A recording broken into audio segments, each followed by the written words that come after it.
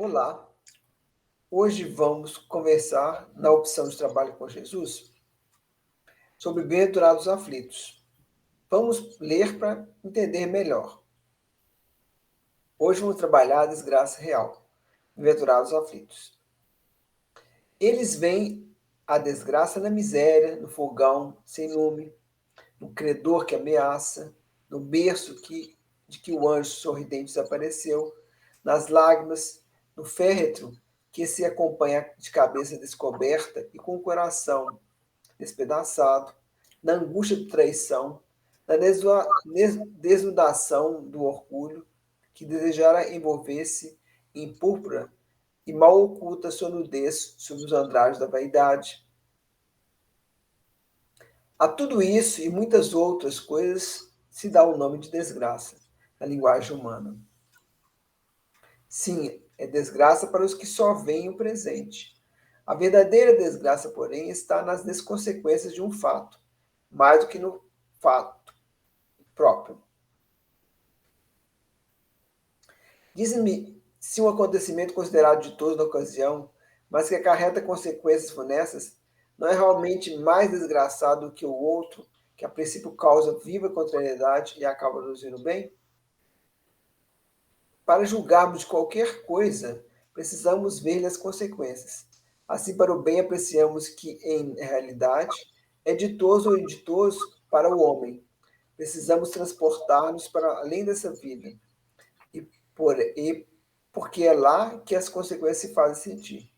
Ora, tudo que se chama infelicidade, segundo as acanhadas vistas humanas, cessa com a vida corporal e encontra-se sua compensação na vida futura. Vou revelar-vos a infelicidade sob uma nova forma, sob a forma bela e florida, que acolheis e desejais com todas as veras de vossas almas iludidas. A infelicidade é a alegria, é o prazer, é o tumulto, é a vã agitação, é a satisfação louca da vaidade, que fazem calar a consciência, que comprime a ação do pensamento, que atordoa o homem com relação ao seu futuro. A infelicidade é o ópio do esquecimento, que ardentemente procurais conseguir. Esperai vós que chorais, temei vós que rides, pois o vosso corpo está satisfeito. A Deus não se engana, não se foge ao destino. De aprovações credoras mais impiedosas do que a matilha que a miséria desencadeia, vos espreitam o repouso ilusório para os imergir de súbito na agonia da verdadeira infelicidade, daquela que surpreende a alma amolentada pela indiferença e pelo egoísmo. Que, pois, o Espiritismo só esclareça e recoloque para vós sobre verdadeiros prisma, a verdade e o erro, tão singularmente deformados pela vossa cegueira. Agireis então como bravos soldados que, longe de fugir ao perigo, preferem as lutas, os combates arriscados, a paz que não lhes pode dar a glória, nem a promoção. Então, a verdadeira desgraça está trazendo para a gente o seguinte, que na realidade tem desafios para a alma que são importantes para ela, que embora a gente pareça que é um sofrimento, que é uma desgraça atual, mas redunda em crescimento, em experiência para nós, como espíritos. Então, as dificuldades que advêm, né, para os nossos corpos, muitas vezes, vão gerar benefícios para as nossas almas, para os nossos espíritos. A gente vai ver aí, né, muitas vezes a gente está achando que é uma dor, mas a partir de uma dor existe uma grande oportunidade para o ser humano. Nessa época que nós estamos vivendo, a gente está vendo assim, o esforço das vacinas, o esforço da medicina, no sentido de melhorar a vida dos homens, mas advém do quê? De uma dificuldade, de um problema. Então, aquilo que a gente acha dificuldade está redundando em conforto e felicidade para o nosso futuro. É assim que acontece também a nível de espírito. As experiências da alma, por mais que elas sejam sofridas atuais, elas geram benefícios, porque constrói, dá uma robustez, né? Condição melhor para a gente viver a vida de maneira mais equilibrada e mais tranquila.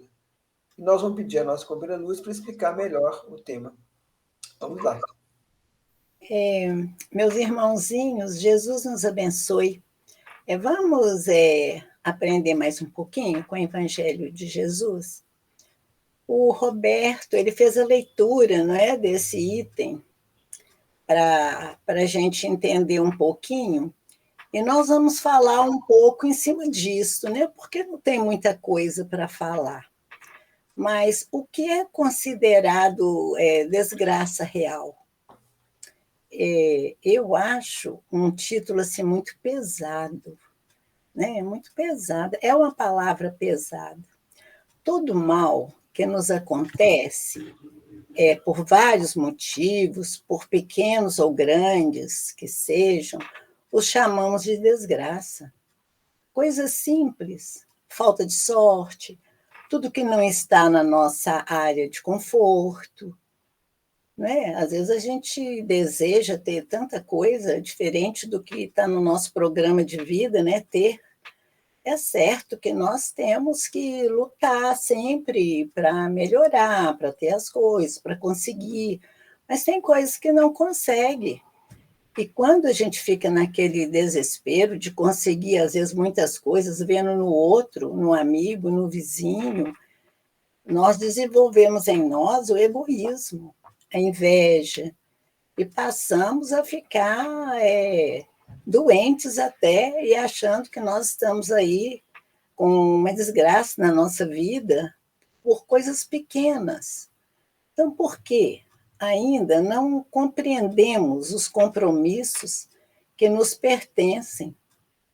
O Evangelho vai repetir tudo que já falamos no capítulo dos Bem-aventurados os aflitos. Ou não aprendemos, ou não queremos colocá-los em prática, porque nós estamos estudando. É um capítulo grande, a gente está aprendendo, está estudando item por item, e sempre batendo na mesma tecla, porque é isso mesmo, não tem muita coisa diferente. Então, ou nós não aprendemos, ou não queremos colocá-lo em prática, né? Como estamos acostumados a ir e voltar, sem preocupar com a nossa evolução espiritual, nós não preocupamos muito, nós não paramos para pensar. Nós pensamos só no presente, aqui, agora. O que está acontecendo comigo agora? Por que eu não estou conseguindo isso? Por que isso, isso, isso? Esquecemos dos nossos ensinamentos. Esquecemos da nossa vida espiritual e ficamos olhando só a vida presente. E é isso, meus irmãozinhos, que nós temos que mudar em nós. Nós temos que parar e pensar. Mas como que nós vamos parar e pensar? Quando nós lermos o Evangelho, estudar o Evangelho e pôr em prática os ensinamentos. Então, nós vamos conseguir. Mas assim, fica difícil. É igual eu estou falando, a gente reencarna, desencarna, vai e volta, e não dá um passo, né? No nosso lado espiritual. Nós achamos mais fácil reclamar. É por isso que o Evangelho está sempre repetindo os mesmos ensinamentos, aparentemente tão fáceis e tão difícil de colocar em prática. Quando a gente lê, é muito fácil, isso é muito fácil. Mas quando é para colocar na prática, é difícil. Então, nós temos que tomar muito cuidado com nossas ações. Quando o material, o egoísmo, invade nossas famílias, nossos lares, é que as forças negativas acentuam suas ações. Por quê? Nós passamos a ser mais egoístas, mais invejosos, mais nervosos, né? Querendo tudo, reclamando. Então, o invisível começa a agir dentro da nossa casa, a nossa casa vai piorando. É muito sutil, mas acontece. Então, nós temos que tomar muito cuidado com isto, para só servir de atraso à nossa evolução espiritual. porque os companheirinhos invisíveis existem. Então, a gente abre uma janela, abre uma porta para eles, né, na nossa casa. Nós temos que ter cuidado. A pessoa que tem resignação não apresenta sofrimento. Não apresenta, ela vai, está passando as dificuldades, ela vê o outro com coisas que ela teria vontade, às vezes, até de ter, mas não tem, então ela conforma com aquilo, não é mesmo? E então essas pessoas não aparentam sofrimento, porque submete às leis de Deus com humildade. Agora, o indiferente também, ele não mostra sentir dor, ele é indiferente, mas é orgulhoso e alheio às leis divinas. Não tem esse entendimento. Então, o que acontece? Ele repele de si a ideia de sofrimento. Então, blasfema. Começa a blasfemar. Eu sou infeliz, eu sou desgraçada, eu sou sem sorte, eu não consigo, fulano tem, eu não tenho. Então, começa a querer mais do que está no seu plano de vida, igual eu expliquei.